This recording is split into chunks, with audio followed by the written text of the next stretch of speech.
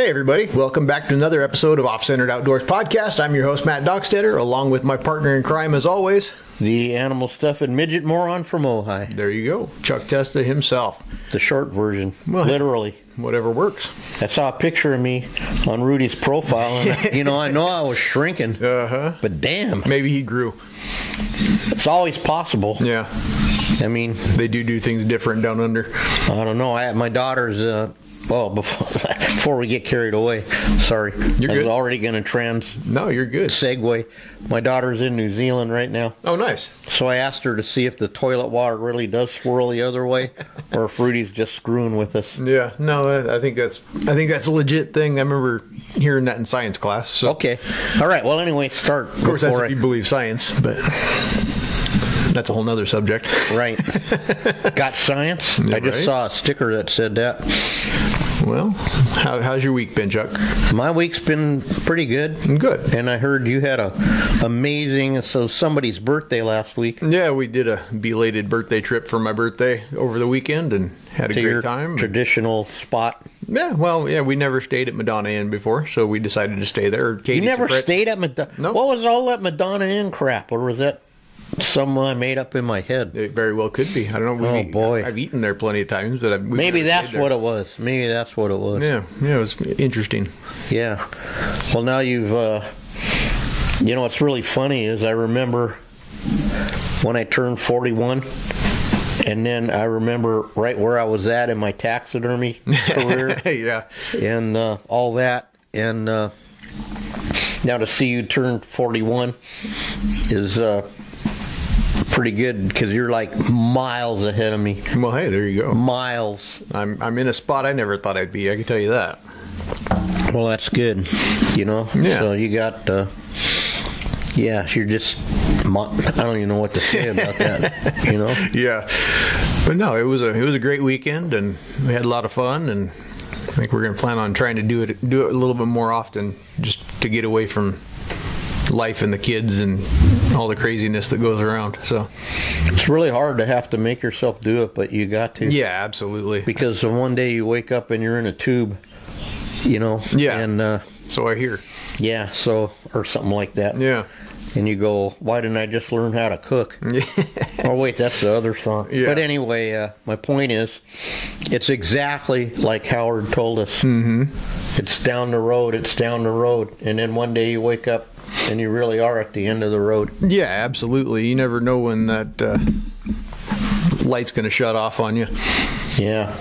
So it's and last year and before, there's a lot of changes for a lot of people, a lot of sad deaths, a lot of everything. Mm-hmm. That's been an interesting couple of months to start off the year with. So. Oh boy, don't even go there.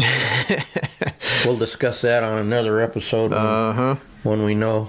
But the good news is somehow Rudy's coming on next week. Nice. That'll be good. I'm really excited about that. Yeah, we can even do it at the end of the day instead of the beginning of the day. Right, make it easier on him, for sure. Whatever works. But otherwise it'd be like yesterday over there. Dude, I can't, he says, I've known you for 8, 9 years, whatever. You still don't know what the name of my town. You don't know where. I said, well, Tangwanga or Tangtonga or the time difference. I said, dude, I know the 17 hours, but what happens is you cross the time continuum line. Yeah. Or the international date line, so it's not just 17 hours. Yeah. It's 17 hours, but the next day ahead. Yeah, it's tomorrow over there, yeah. Yeah, and I was trying to explain that to Wendy, because she said, what's so hard about that? It's 17 hours. I go, no, you don't get it. It shouldn't be as hard as we make it. That's for damn really? sure. No, if you think about it, it really shouldn't be. Okay, well, you tell me that. Then you're in charge. Yeah. Again. I remember last time we tried to call him, it was at the end of the day here, it's like 6 o'clock there tomorrow or something. I don't know. Yeah. But yeah, that'll be a good time. Rudy's always fun to talk to. Yeah, because he started that elephant, something with that. Yeah. They did the feet or something. Mm. And then he did that 11-foot croc. And we had no idea he was a musician. Yeah. Yeah. I didn't know the crocodile was an instrument. Well, hey, you learn something new every day. Well, maybe it's an indigenous thing, Maybe. like the didgeridoo, or whatever the hell that thing is. I forgot to tell you that story. So we were at the farmer's market one time that's because I just remembered. Yeah. In Ojai, and they had some lady that would go there every Sunday playing the didgeridoo. Huh. And then Rudy had a fit because in Australia, women aren't allowed to don't play the didgeridoo in the native custom. See, you learned something new. Yeah, interesting. Yeah. He's going, that's like telling her this is this is that. What do you know about? Nothing. Yeah. I'm just, because he knows all them.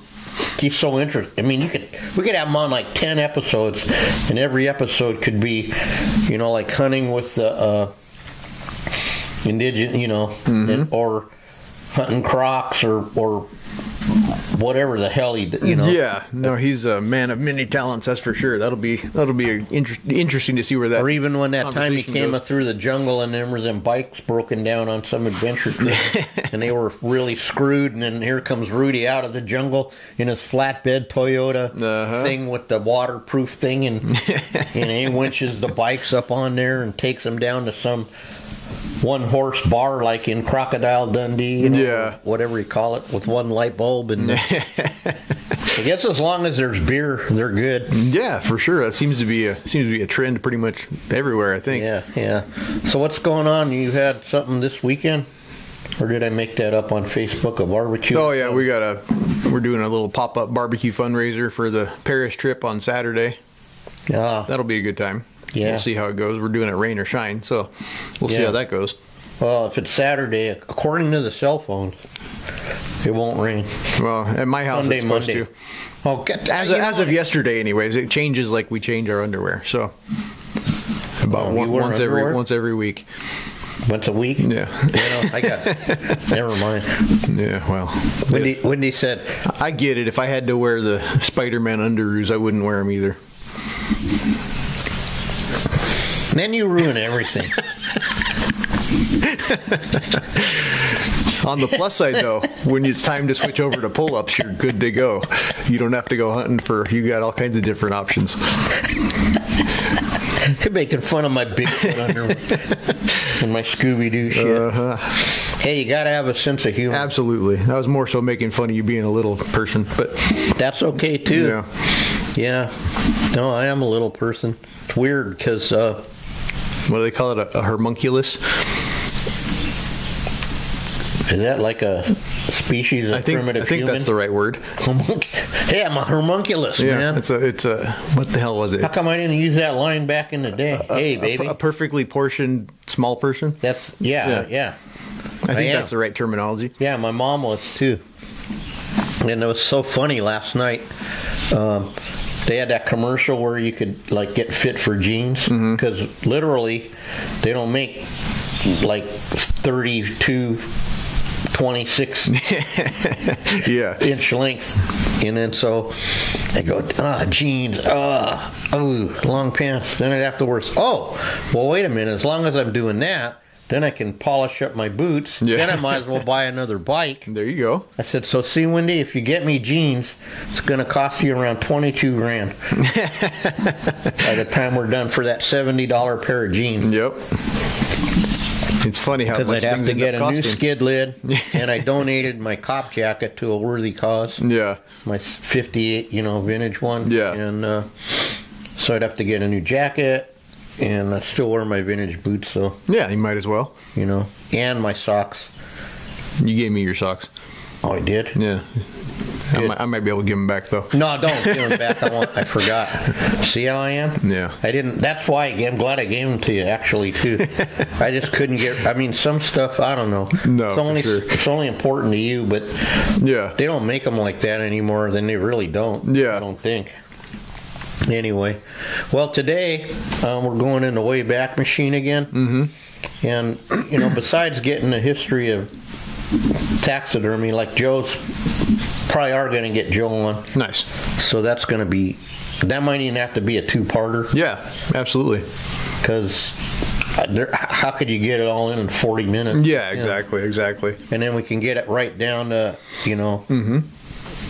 Joe begot this and who begot that, and then they had they birthed the, you know, whatever it was. Yeah. Right? And we got to get it down. And he made me say I'd get it down. I committed to get it down. Mm-hmm. Although he had no idea that 10 years later it'd bite him in the ass by having to be on a podcast. You know? So yeah, well, if there's anybody that can talk about things, it'd probably be him, I would say. Yeah, and he's funny, you know, too. Mm-hmm. He's cynical, and we're going to get our whole audience speaking Sinese. And then the scary part is pretty soon they'll start understanding Chuck, and then and then we can change the world, dude. There you go. Positive. Yeah, maybe. So today I'm going to have and the point of where I'm going with some of this stuff is not just to get some of these stories down but to point out, like, if you look at how it was, and how things developed and how people got into careers and all that when we were young, and you look at today, it's vastly, completely different. Yeah. And I don't know that the kids have some have passions for things, but not like. Yeah, absolutely. It's if it doesn't revolve around video games or computer or television. Like Dean said, their face is buried in the phone. Yeah, exactly. You know, so I got we had this guy on before, I think before you started. Yeah.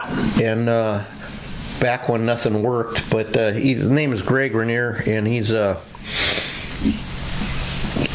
I've known him. I don't even know how long. Not kindergarten, but he's a drummer, and. I think we'll title this episode "Getting the Band Back Together" because they actually got the band back together for real like 6 years ago. From high school, and now they're like booked up for days, and they're going to play at the reunion. Awesome. For those that are just tuning in, it's the big 5-0 already somehow. Yep. And that's kind of unbelievable to me. Yeah. You know? Mm-hmm. And, but let's get him on and get his story going. Yeah, let's change. While you're finding that, I'll unplug your mic and plug the phone in. Mm-hmm.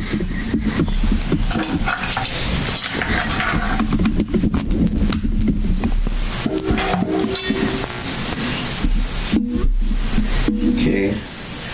I'm always, look.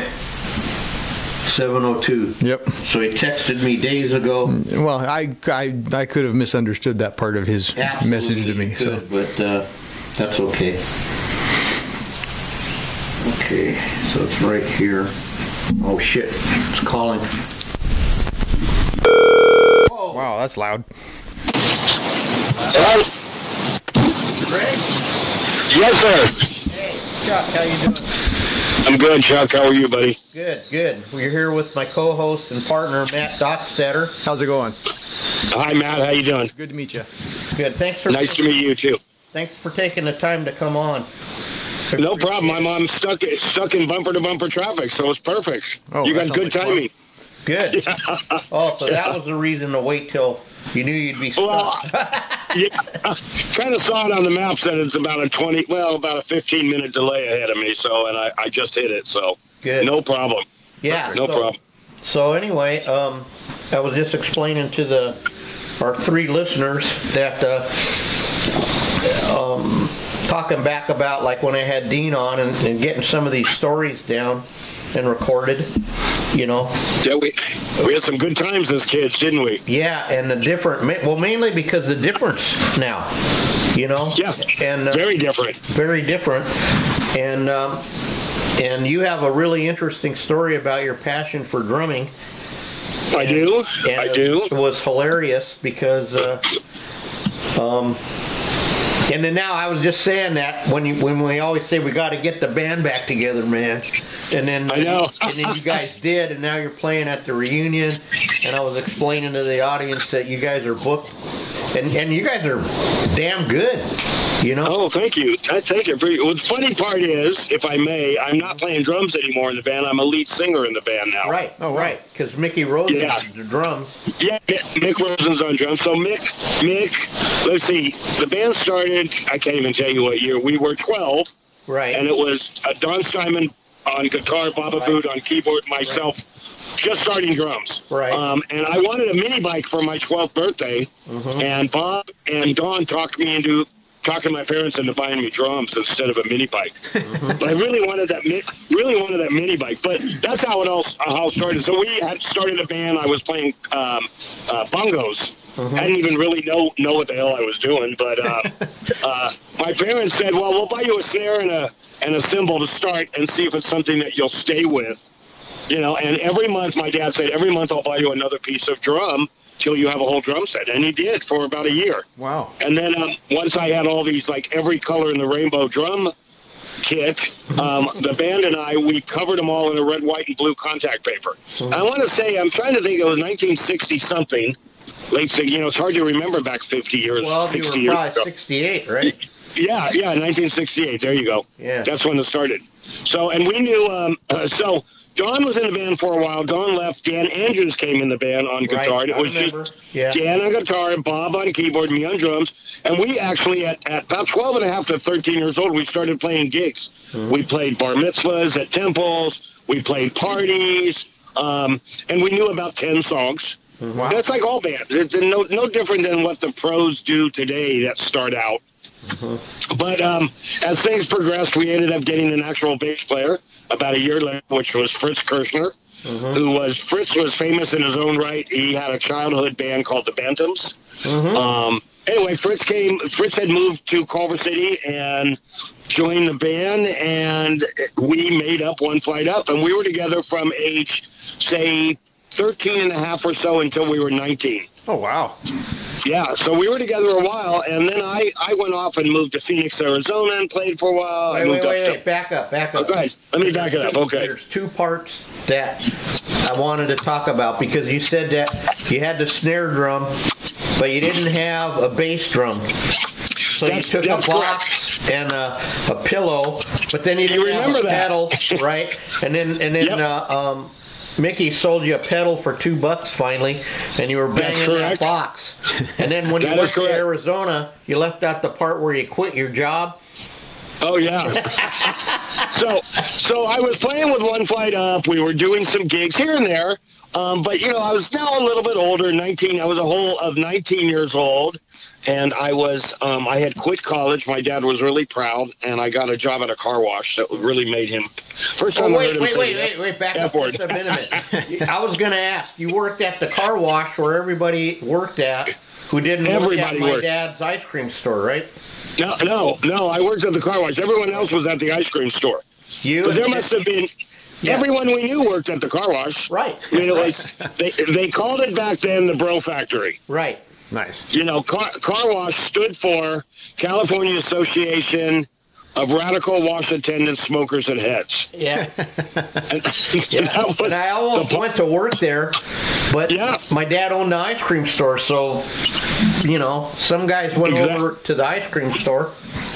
Exactly. Okay. Well, so while I was still in One Flight Up, I got a phone call from a Randy Bellows, bass player. Didn't know him. He didn't know me. He had only heard about me through the grapevine of Culver City, small town. And he said, how would you like to go to Phoenix, join a friend of mine, Craig Whitaker, who plays guitar, and I got us a gig at the Fuel Pump Pub in Phoenix, Arizona, Glendale, Arizona, actually. And I said, when? He goes, we'll start tomorrow night. And here we're 8 hours away. I said, done. I went in and quit my job. The music always came first as a kid because, we had no other responsibilities back in the early 70s, mid-70s. I guess at this point, it was 1976. Right. And the band was called Osage. And I had a 1968 Midnight Blue Firebird that I hooked up a U-Haul trailer to. And I picked up Randy and his equipment, went home and picked up my drums. And I lived with my parents in Culver City at that time at 19. And we left for Phoenix, Arizona. And we were out there for about 4 months playing. Wow. Had a ball. And in the middle of playing there, One Flight Up asked me to come back and do a 1976 grad night for Culver High School. So we played their grad night. I think it was 75 and 76, 2 years in a row. Right.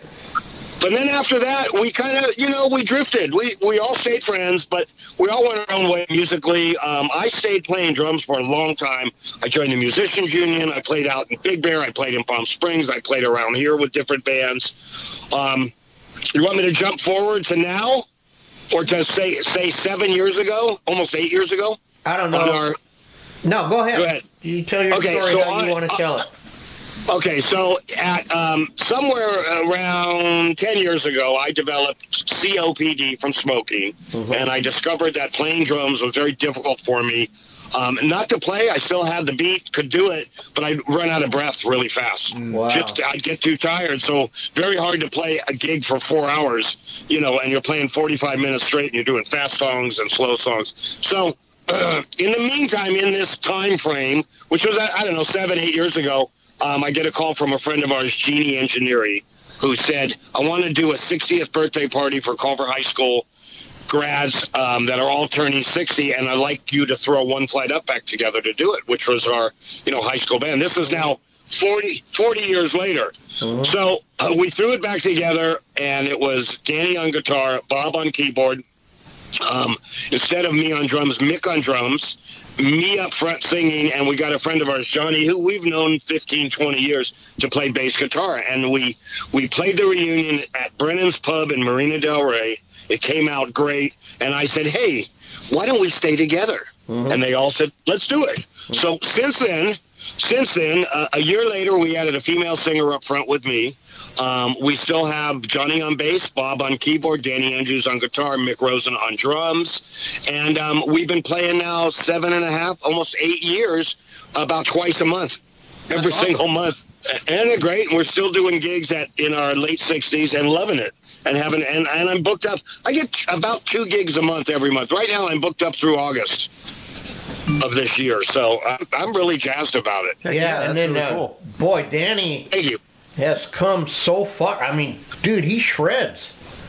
Oh God, does he ever? Oh my God, fabulous, fabulous guitar player. Amazing. And everyone in the band is good, and Mick is a fabulous drummer.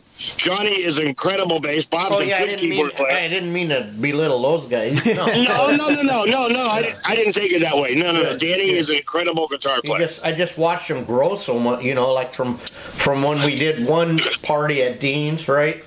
And you were singing off the paper. And then to 5 years later at the Geritol party, the Medicare party, whatever the fuck it was, We were handing out adult diapers then, I think. No, I'm just kidding. That was damn near. Yeah, and then oh my God, and and I never got to play with you because I was in a band with Mick and Bob a little bit, but they were mostly with you. And then I just put it down, dude. I don't know why. You don't play anymore at all. Well, no, I'm picking it back up because remember on Sunday you were talking about your grandkids. Right. So I got a little granddaughter, and I borrowed because Fooner says like we don't steal. My partner here had a kid bass, so I got the bass and I got my bass and I still got my '68 Gibson. And oh wow, I'm picking it back up. In fact, I'm gonna bring it to the reunion. I think. Good for you, and you should come up and if you can come up and jam with us. Well, I don't know about that. We'll see how far I get. But you'll see. Last time Mick said you still got it, and I brought it to Dean's house. When he goes, oh, there it is. Because I don't know if you remember, but it's a violin body. I do remember that. Yeah, absolutely remember that. Yeah. That is awesome. Yeah. That is awesome. Yeah. So, music, I think once it's in your blood, it's in your blood. I tried to get my children. My children are now, my daughter's 43, married with 2 kids. My son's 40. He lives in San Diego. She lives in Riverside County. So we're right in the middle of the 2 of them where we live, my wife and I. They never really got into music. My daughter tried it. Did a little drumming, did a little piano playing. But her daughter now plays drums, plays piano, sings, writes music, and she's 17 years old. That's awesome. So she's taken the gene, I think. Yeah, which I'm really jazzed about. Yeah, her and I've jammed on a number of occasions. My daughter amazing. and I. I mean, my granddaughter and I. Yeah. That's just the best. That's cool. what I'm hoping for, man. Absolutely. And absolutely. I think, like for me, like I told you, when you're forced to they're trying to force you into being a concert cellist, you know. It just right. And you knew me as a teenager, right? I mean, that just wasn't going to happen. I sure did. That just didn't. I knew you since you were a kid. Yeah, before that even. And then you know what? Yeah, you're still a kid. What are you talking about? No, and then you were Tommy Lee before Tommy Lee was Tommy Lee.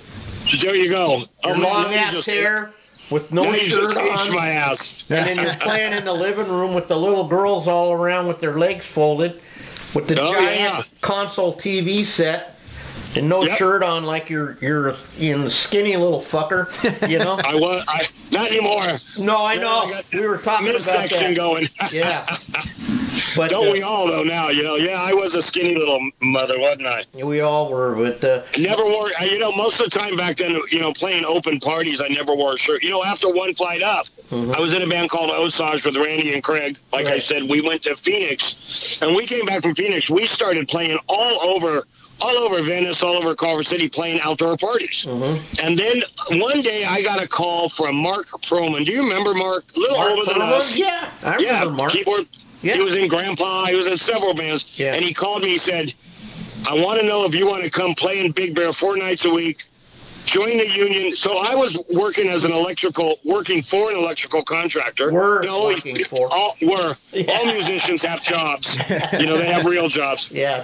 And he called me and he said, can you be in Palm Desert tomorrow? And we leave the next day. We're going to practice all night long with a female singer. So it was me on drums, him on keyboard, and he played key bass and lead on the keys. And he had a big old Hammond C3, I believe it was. And we had this girl, Christy, who sang up front and also played a little drums. So her and I would switch off sometimes, and I'd play harmonica while she played drums. But we formed a band called Christy Love and Company, and we played up in Big Bear at Chad's place for about 4.5 months on a 6-week contract. They kept extending our contract because we were doing so well. Oh, wow. Always packing the place. Yeah, so I ended up becoming a professional musician in the union. And then from there, I moved out to Palm Springs, Palm Desert, played for a while, came back to L.A. Guess what? Got a real job again, but stayed with the union and stayed with my agent that I had gotten through Palm Springs, through Mark, and she booked me about every other weekend out in Palm Springs, Palm Desert, Indio. So I drive out there every other weekend on Saturday afternoon, play the gig Saturday night, and drive home Saturday around 1 or 2 in the morning. Get home about 5 a.m. It's playing music. That's awesome. Never really, I never gave it up. Took breaks here and there, but I never really gave up playing. You know, we used to, like, when I wasn't playing with any band, we would get jam sessions together at my house or at someone else's house. Always been doing it. Now I love it that we're playing all the time. Bought some good equipment, and now I'm a lead singer. Go figure that one out. No. And then, Who knew? Who knew? And then I want to kind of tie it into the difference between today, because when we were kids, we were forced, like, to be so, you know what I mean? We had that. We knew everybody, and even though you were the musician kids, I was the biker guy, you know what I mean? Yep. But we were all good friends, you know? Right, and Dean, who you just interviewed last week, or had on your radio station, Dean and I were good friends, and Dean, you could almost throw a rock from my backyard to his backyard. We lived just about in the same location, so I used to, when I was, I'd hang out with Dean, I'd go around and watch Dean working on his motorcycles. I was so into motorcycles, but never really was a rider, as funny as that may sound, but always loved hanging out with Dean and checking out what projects he was working on, even up until the time when he was still, when his parents had passed and he was still in the house working on the RVs, which he's still doing to this day. You know, refurbishing them, repairing them, doing things like that. Yeah. And we're still friends after all these years. All these years. And like I'm hoping to get Bob on again if I can wrangle him. Oh, that would be great. Because and Don, I sent Don your link last night to listen to Dean. Oh, yeah, really? We were chatting on the phone, and I told him that you and I talked on Sunday, and we were chatting yesterday. He said, send me that link. So I sent it to him yesterday, and he was going to check it out last night. So Good, because we were good friends. So, I played with Steinman a little bit. Yeah. And that's right. Steinman and actually Rick. And okay. And I think Bob or Julio, I can't remember. Julio, probably Julio and Bob. It's getting fuzzy, you know. Yeah, tell me. Well, that was, how many years ago was that? More than 50. It was like 50, more than 50. 57 years ago. Wow. God, isn't that hard to believe? I can't believe that we'll be 70 in a couple years, you know? And you know what makes me... That's crazy. It's crazy, but the kids today, it makes me sad because even my youngest kid's like 30. I don't even know how old he is, 30. I don't know what. Right. But they don't feel any hope. Like they think they can't, you know what I mean? And they can't see. And how do you explain to them how we built whatever it is we did, or how we found out what we found? I don't. Yeah, you can't. Times were really different in the late 60s, early 70s, up until the 80s. Times were just very different. Right. Nowadays, things are very violent out there. I watch the news every night. It makes me want to vomit when I see the car chases, the robberies, the killings that are going. And it's not just California. It's not just here at all. No, it's all over. Every single state, every single country with terrorism. It makes me want to vomit. It really you remember how hoodlumish me and Dean and all us. Not so much you, but and the destruction that we caused. But it wasn't like this destruction. Most of ours was malicious scruffiness. You know what I mean? Like I got into plenty of trouble. I got into plenty of trouble as a kid. I just didn't get caught. Yeah. My son got into lots of trouble as a kid and always got caught. Yeah. It didn't matter what he did, he always get caught. Now he's 40 years old. He's holding down a wonderful job for the last 10 years, 12 years. Doing well. My daughter's married, 2 kids, 13-year-old boy, and her daughter's 17. Her daughter's 4.33 grade average. Wow. In 12th grade. Imagine that. You and I were lucky to be D average. No, my daughter was valedictorian, believe it or not. Well, there you go. Kid. Congrats. Isn't that great? Actually a rocket scientist. Really? It just blows my mind. Guys brag, yeah, my daughter's well, mine is, I bet. Well, my grandson is also, my grandson's a 4.12 grade point average. He's 13, and they both do really well in school. They both play basketball. They're into sports. They're into music. Sports is great. Music is great. Yeah, it's great. My son and daughter were not like that, but they weren't too bad a kid. They weren't too bad. They grew up. My wife and I are still married 45 years since July. Yeah, and I think that shows. That's awesome. Thank you. It's amazing. Thank you. No. It is amazing. It's amazing, man, to be married to the same woman that long. Whew. Well, no, wow. Guys don't understand it, man. You make it like I'm 25 with Wendy now, and when you have with the right partner, it's just if you have to explain it, I don't know, you don't understand. Yeah, it's you know what the only thing I can say about relationships is talk to each other, communicate. I don't like that. Yeah, I like that. Hey, honey, that bothers me. Hey, that does not bother me. Hey, we do a lot of things together. And we don't travel a lot, but we go places. We're always on the go. Well, you always bring your band with you wherever you go. Yeah, so this is true. Tammy, my wife, is our number one fan. Yeah. She goes to every gig with us, helps me move equipment, loves dancing, loves to have her Cadillac margaritas on the rock with salt. Right. Perfect. Her drink of choice, I happen to like my Fireball or my vodka or my. I like to drink now and again, Well, sadly, I got so good at it, I had to quit. So, yeah, I get that. I've been 37 years now. Has it really since you've had a drink? Right. Wow. Yeah. Congrats. No, thanks. No, I can't even. I can't even. I don't know. And I don't care what you do. You know what I mean? I party and all that. I do. Yeah, I don't care. It's not your problem. It's my problem. I drink when I'm at gigs, or I drink when I'm going out with friends. We had a couple come over this past weekend. We had a couple cocktails and had dinner together. Yeah. That's it. That's when I drink. When I'm social drinker. You're like a norm. Absolutely. Yeah, you're a normal person. Yeah, I'm norm. Well, I don't know if I'm normal. As normal as I can be, being a kid of the 70s. Right. Yeah. And but times are different. Times are different today, and I wish kids would get a grip.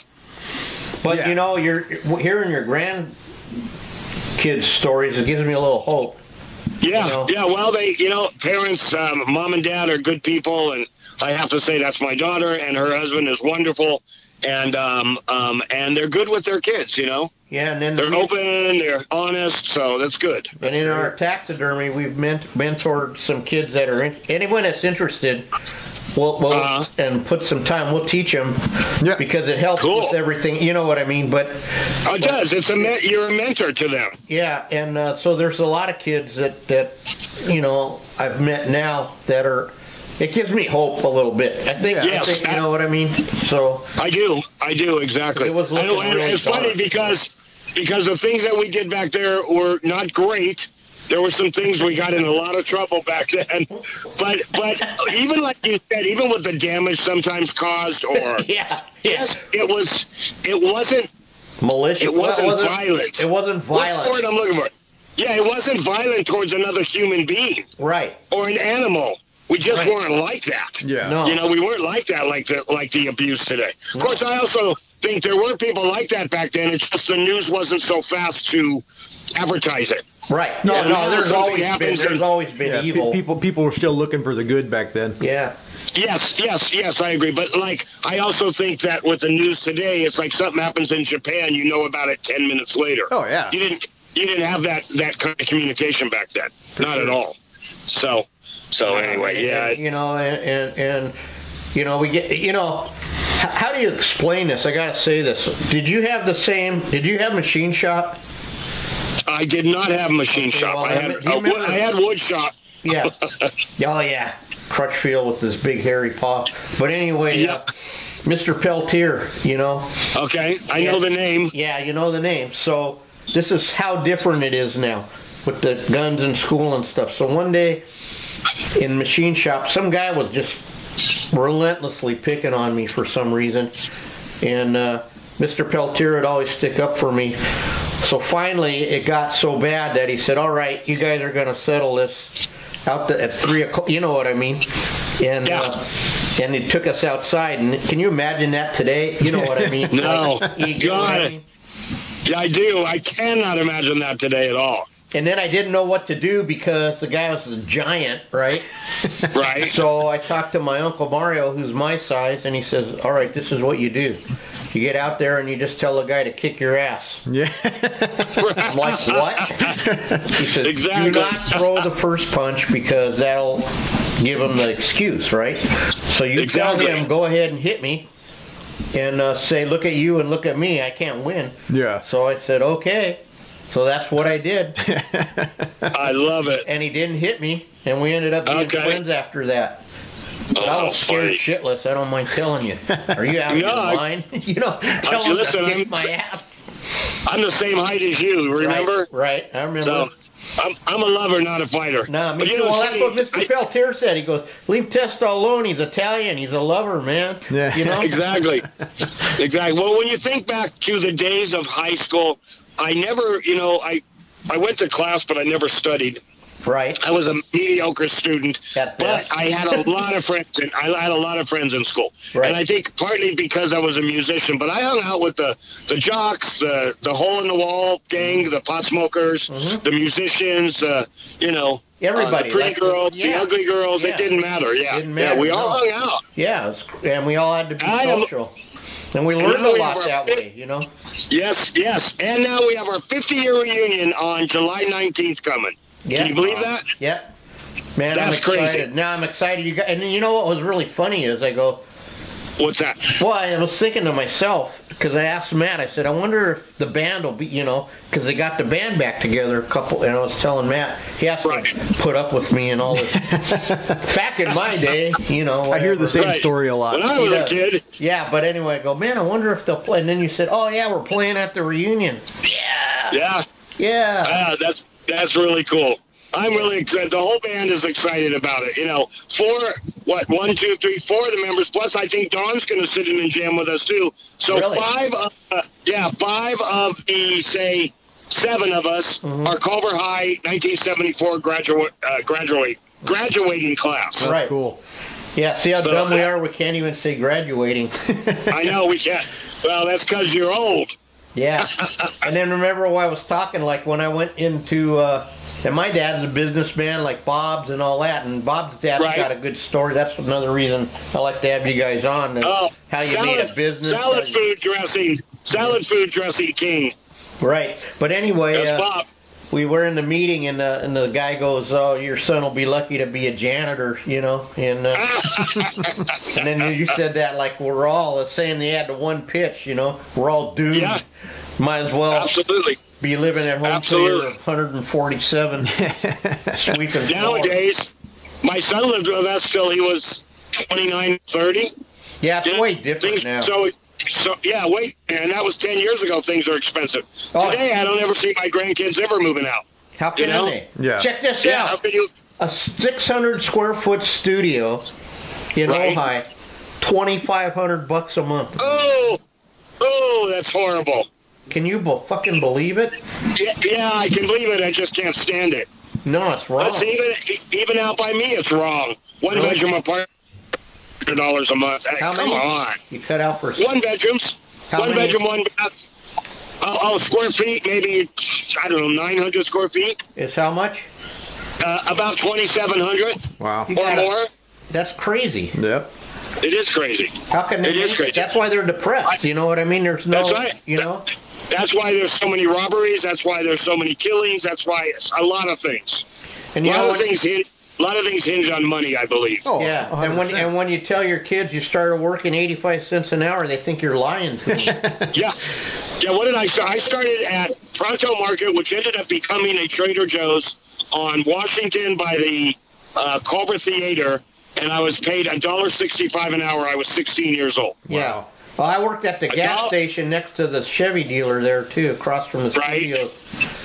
$1.10 an hour there. Yeah. But that's when I was like 17, 16, or whatever, right? Minimum, I was 16 years old, $1.65, so 55, something like that an hour. Well, that's because you were at the grocery store, dude. You're all jealous, man.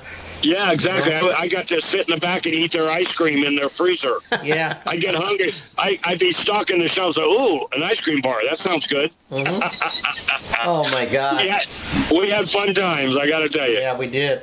And that's why I want to just get this all somewhere, because now with the internet, it'll be forever. You know. Yeah, and I appreciate the interview. I really do. No, it's fun to share old times. Yeah, and give these kids hope. You know, and then tell them not to give up. You know. Exactly, and you also get me busy while stuck in bumper-to-bumper traffic. Well, there's always that. You know what? We have a saying. We saying around our shop is we do what we can. Yep. You know. Right. Exactly. We do what we can for you. You know. I hear you. I'm on my way to work at Norco. I opened my own business. Well, I went to work for our friend Jeff Franco 7 years ago, and now he gave me the entire Inland Empire. And now I'm an outside sales rep for several car dealerships. Oh wow! Getting body shops and auto shops to buy OEM from the dealers that I represent. Make sense? Nice. Yeah. I walk in. Yeah, I love it, and I love it. I'm self-employed on my own for about 2.5 years now. That's cool. Right. Congratulations. Yeah, thank you. What's really cool is another example at our age, and you reinvented yourself again, and now you're your own. No, seriously, in a way, you know, now you're your own boss. I did. I was an A manager. I was an on-site general manager for homeowner associations for close to 30 years, and I got laid off and went to work for another company and got laid off. And I said, oh, man. And then Jeff reached out to me. He said, come to work for me. I said, what do you do? So he explained it, and I worked. Yeah, what do you do? Because I need a job, and I'm 60 years old. You know, I was, 67? So, yeah, I was just 60 years old. I said, who's going to hire a 60-year-old? You know? Yeah. So, anyway, here I am. So now I'm self-employed and loving it. And I work every day. I'm out in the field, and then I'm home in the late afternoon, and I do reports, and I'm loving what I do. That's cool. That's amazing. Yeah, thank you. Yeah, very, very cool. And that's what the kind of stuff I'm talking about, because you put yourself out there, and then you made something happen for yourself. Mm-hmm. I did. And I'm trying to explain that to young people, and I don't know how to explain, you know. How do you explain that? To explain that. Yeah. You know, you have to, you know, I didn't know. Honestly, it's kind of funny. Many years, people say, You'd be great in sales. You have a good sales voice. You know, you're not shy. Right. I said, well, I kind of did that in a way because I was kind of in sales as a musician because we're always selling ourselves, right? Yeah. Anyway, so here I am out doing actual sales. So who knew? Yeah. Who knew? Yeah. Who knew after so many years? Well, it just shows you, you know, it's not too late, and you can't give up. No. And No, 60 years old. 60 years old, I reinvented myself. You're absolutely right. Yeah, and to transcend. We talk about that sometime. I know it's just really cool. I'm really lucky and blessed. I know so many interesting people.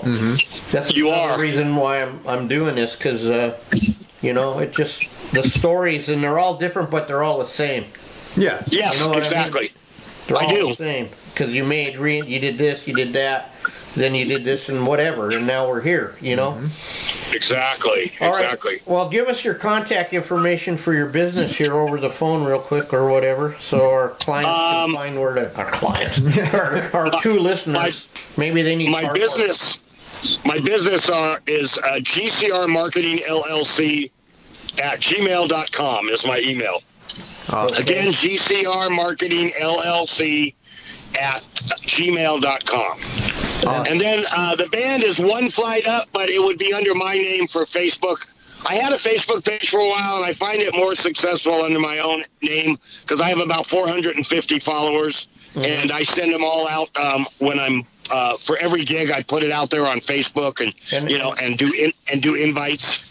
Awesome. Good. And then, so when's your next gig, too, by the way? My next gig, let me see. My next gig, Pepe's Cantina in Canyon Lake, which is out by me, and that's March 23rd. Awesome. All right.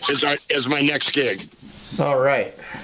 Yeah, cool, man, huh? Well, thank you. And we play Redondo Beach, the Starboard Attitude, about once every other month as well. Yeah, we love that. That trips me out, where I grew up at Hermosa. You know what I mean? When I moved to Hermosa. I do.